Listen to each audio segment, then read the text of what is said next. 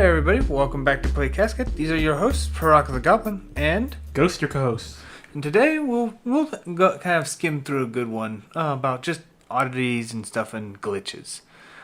Basically, when I'm saying glitches, not just like weird things that get just an exploit of some kind that just requires some kind of external force or anything, but something that a developer just basically leaves behind that a player without any other like leverage can actually essentially get access and essentially break the game or gain a ridiculous advantage over or something to that point. Something that you can't otherwise do, that you can still otherwise do without any external. Maybe this will just be a Bethesda podcast, right? Yeah, it's a Bethesda podcast. The next time we'll do this, yeah, the next chapter we'll just have Todd Howard in here just telling us how there's no glitches and we just tell him he's wrong all the time and just roll out a whole thing on him. It's a feature. It's a feature. I swear, it's a feature. Yeah, that could be a good one. Yeah, right there. I'm sure Howard will just allow us to do that. Oh, that's good. That's a good one too. Glitches that kind of became mechanics. Because I remember Street Fighter special canceling was just an accident. And Same with wave dashing in Melee. Yeah, it wasn't intended, and it wasn't necessarily a glitch, but it was one of those. If you didn't use it, and a lot of elitists decided like if you didn't use it, you might as well just not play Smash Brothers. And so when they removed it, they're like all disheartened and stuff. But that would definitely be another episode. I think that would be a good one too. But basically, yeah, developer oversight in general. Yeah.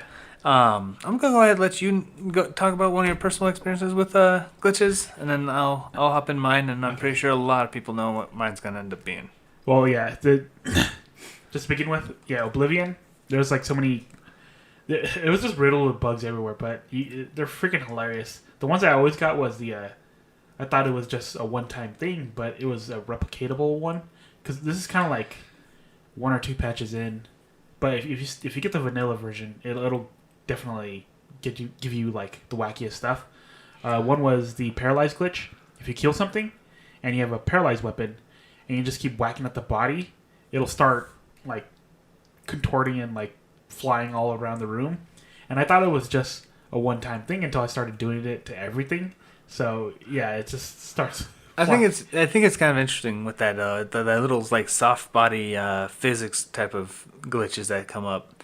I remember when City of Heroes and Villains actually added that into their patches where the enemies didn't have a routine get up animation. It actually became a soft body type glitch, and it was very physics and stuff. You can get things stuck in walls. Like when they died, like they'll even like if they stayed alive, they would pop back out and do their animation of getting up and stuff. But when they die, you get some of the weirdest reactions with the physics with the old like structures that it interacted with. And the thing is, there was one. It was called kinetics. That was a superpower, and one of the powers within it was you launched this giant wave that would do a huge knockback, which was just ridiculous for this physics thing. You could take advantage of it way too well. Wouldn't work on like any PvP. PvP, that they made sure that didn't happen. Yeah. But NPC stuff was fair game. Well, when you are overpowered and you send a just giant wave of them, and they just like spearhead into like walls, especially ones that don't have any other cliffs or anything on it, the reactions of the soft body stuff would actually climb up the wall. What? And there was a group called Noctis, but they were also called the Fifth Column at one point in time. So it was like a weird pseudo-Nazi type of resurgence, basically, right? And they wore a lot of black. Well, they just looked like a series of cockroaches just coat the walls sometimes, and they just climb all the way up until they finally like disappear, despawn and such. And it was just like the craziest crap. But I didn't really think about some of that crazy stuff. It was actually kind of interesting. And then another one was the giant death. If you walk up to a giant and he kills you, it launches your body like all the way to the top of the map. Like it happened. I thought it was just a one-time thing until I tried over and over again. It's like, holy shit, they didn't fix this? Yeah. Nice. So you just watch yourself die, and you just like, you see like you hit the ceiling of the map basically, and you see like the entire map, and the game just loads. Yeah, it's hilarious. The do do do do do do. Okay, you're back. And then I guess another quick one too is I don't know if it's a glitch or not, or it's just something that they didn't. I don't know. But when the dragons die, they just leave a skeleton, and if you hit it with the fire arrow, it pins the body with the fire arrow, and it just shoots the skeleton across the map. Like it just disappears. It's hilarious. That's hilarious. I would say that's more the same type of glitches that you're talking about and stuff. But one of my personal experiences, it's actually widely popular, is widely known, was the missing no glitch. Yeah. Me being the snot-nosed kid that I was at the time, when I found out missing no, I was able to get all 150. I was proud, right? I got 150. I even got Mew and all this stuff. Like, I was proud. Mm-hmm. Then I found out about missing no. I'm like, what do you mean? A new Pokemon? I need to get this. Mm-hmm. Now, mind you, like, I was still on the process of leveling every stage of every Pokemon up to level 100. And then I was going to put them in numerical order through the Hall of Fame just because I was that type of person. Like, I was getting the most I can out of my Pokemon, basically, right? So I got this missing no, but it didn't really have a number. So I was like, all right, up to the front you go. We were going to go to the Hall of Fame and we're going to go through it, right? This is what we're going to do. Mm-hmm. And so I finally got the missing no.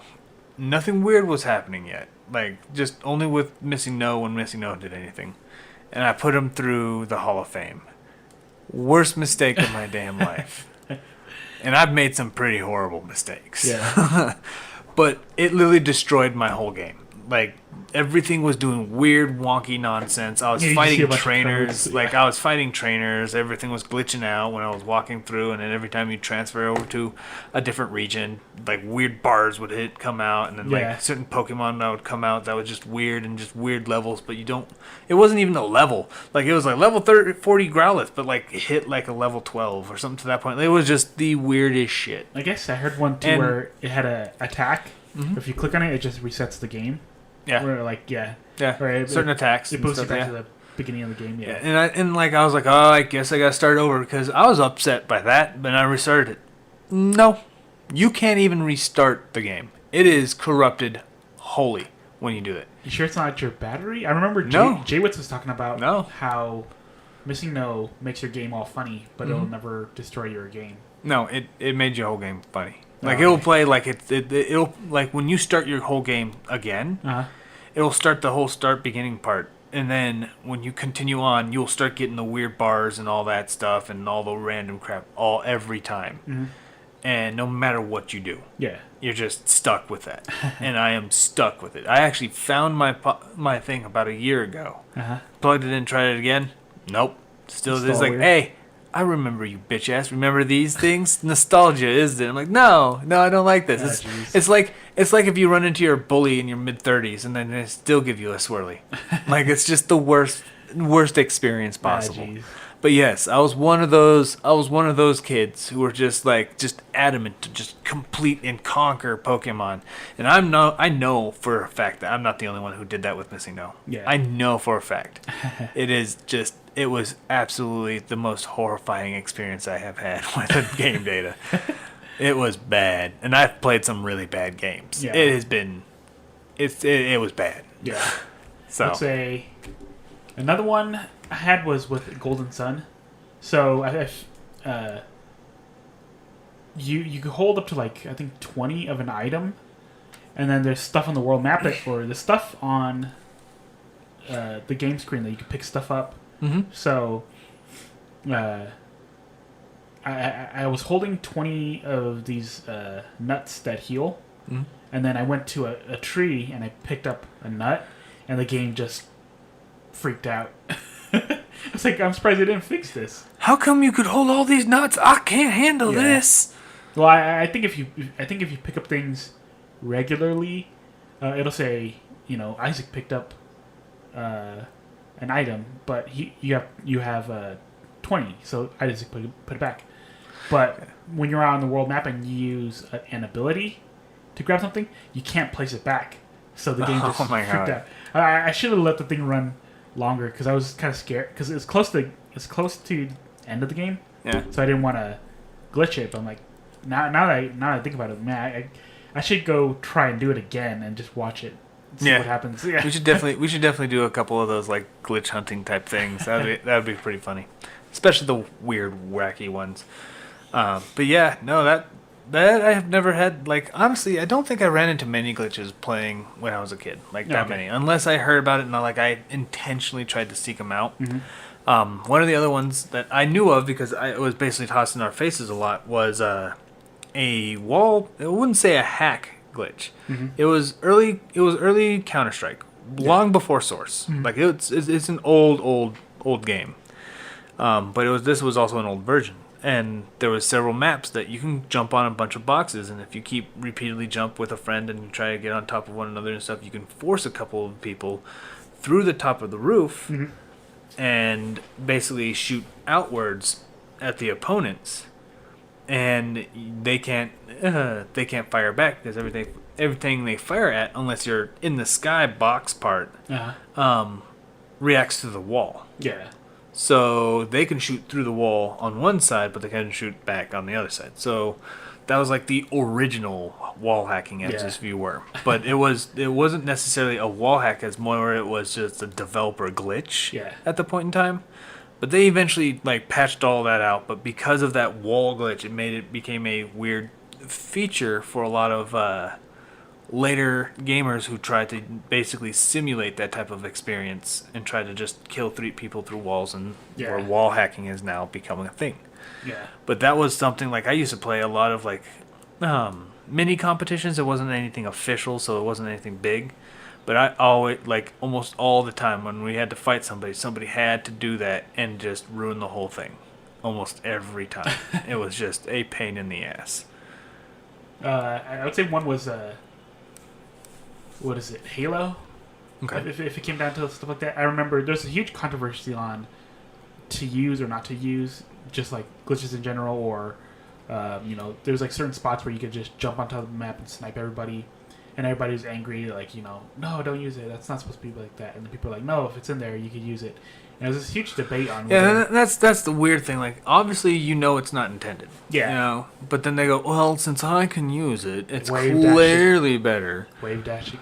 Yeah, and that's the thing. Obviously, it was not. But the thing is, some of these things will become like features in the end. Yeah. Right. There is a thing, and the thing is, if they become a feature, like such as that whole you can jump up there and snipe anyone, if that becomes a feature, then that would eventually become a thing other people can use easily. Yeah. Right. Yeah. So then it becomes unfair, and then you just don't use it to begin with because now you don't have the advantage. Yeah. It's just the weird shit. It's just same thing with wave dashing, right? Yeah. If wave dashing, which of course several other platform fighters actually integrated in and appealed to more of the melee fans because they think they're that big, but they're not actually that huge of a community, because if it's not melee, they don't care. Yeah. That's the problem, right? But they added wave dashing, and they even made wave dashing pretty easy in some games. Rivals of Ether being one of them, right? Yeah. They made it where it's a competition first game, fun later type of game. So it is like it's fun when you want to like hone your skills and stuff. There's a lot of actually interesting characters and combos and stuff, especially if you go through like the Steam Workshop and such, right? Yeah. But now that everyone can wave dash, it's no longer as fun anymore. Mm-hmm. Like to some of these people, like they ruined how wave dashing works. So you're like, some people are arguing the fact that since now anyone can wave dash, it's not as elitist. Well, it became a feature. Yeah. And like a variety of these very competitive platform fighters. Yeah. It's just that Smash won't do it again. Yeah. And that's why I think that's where a lot of these people just hope that Smash has, so they can go back to being elitist there instead. Yeah. Because let's be honest, some of these people are like, oh, I liked Marth because he could do this and this. They just want that experience again. Even though somebody like Rushdown Revolt will have a character that plays almost exactly like Marth that can wave dash, and nobody wants it because it's not a Nintendo character. Yeah.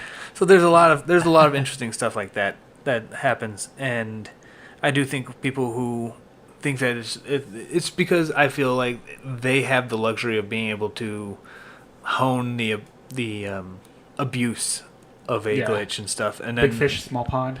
yeah, so they did. So they wish that they can do it, Yeah. but then when it becomes easier for everyone to do it, then it's no longer fun. Yeah. Because then they could the get pond snapped gets back. Bigger. The pond gets bigger, and they put in more fish. Yep. Oh, I don't want to be a fish in this big pond anymore. I want Yep. to go back to the old pond. Yep, that's exactly how that works.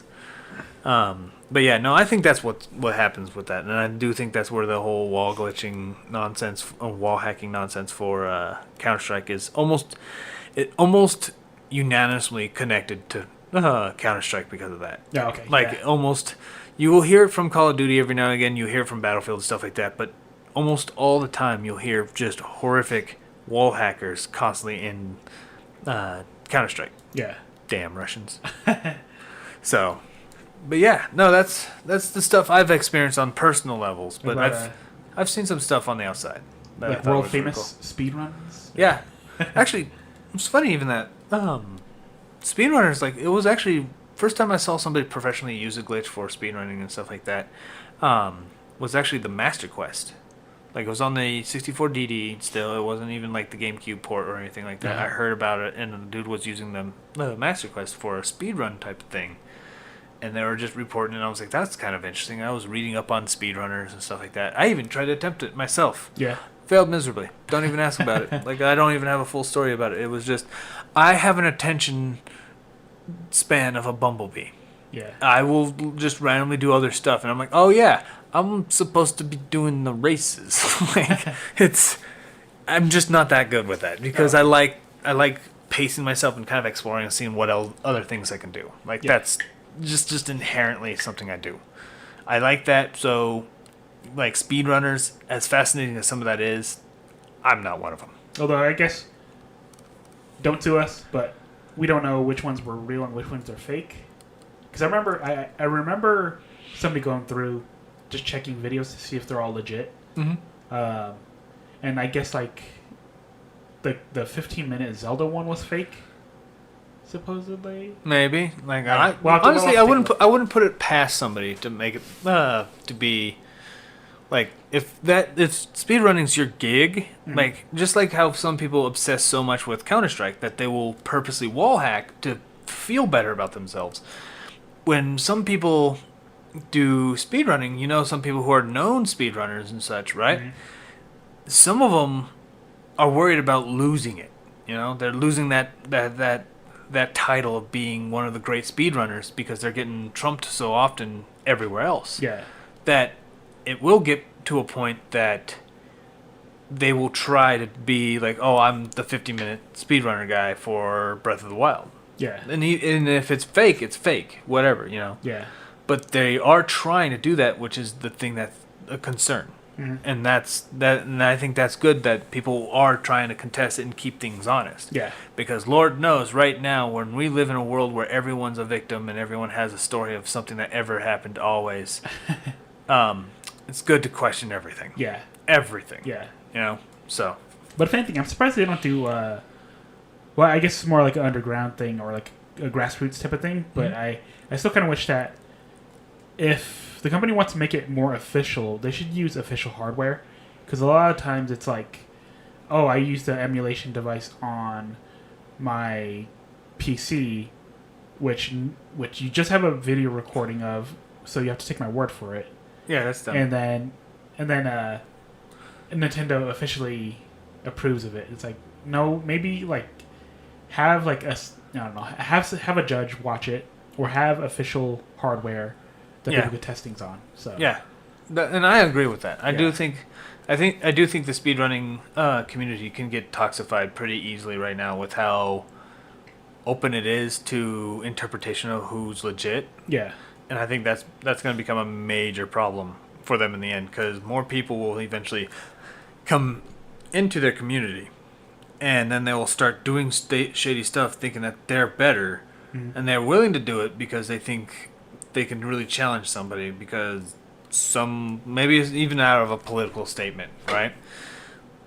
And they just do it because they think this person is an actually pretty toxic person, so they're going to do this and they're going to cheat to try to prove that person wrong for some reason. yeah, Like, it happens in comics. It happens in video Knitting. games now. It happens in card games. The Like, it's knitting so community, weird. Yeah. It's just like weird. It's almost as if gatekeeping is good. Yeah. So, yeah, no, I agree with that. The whole speedrunning stuff it's fascinating to me, but I it's not something I watch. It's not something like ooh wow. It's kind of an interesting concept to me. Like, it's amazing that you would like.